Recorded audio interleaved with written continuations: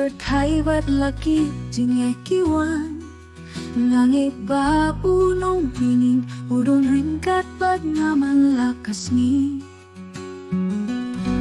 Melong bakraw kupinrat bibi Tanghang hinga shen kajinsu Wat kentai iyanga Ngatong kambing Hakapor bang setting Utay upin yen iyanga Upin skemia kajinget jonga Ukot panuan hakalinti bah kajongpu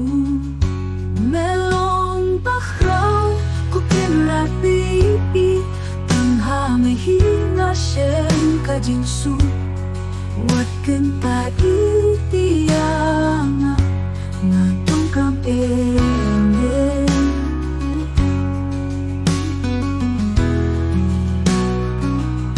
Hakalinti bah kajongpu Melong bakraw kupinrat bibi Tanghang hinga shen kajinsu Wat kentai iyanga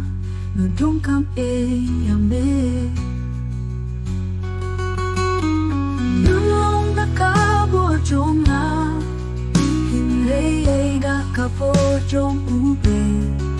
Ngayon skem hakajing shisha Ngalong ubajo Ubaskem Melong bakraw kupinrat bibi Tanghang hinga shen kajinsu Wan ko traya dono jonga Melong bakraw kupinrat bibi Tanghang hinga shen kajinsu Wat kentai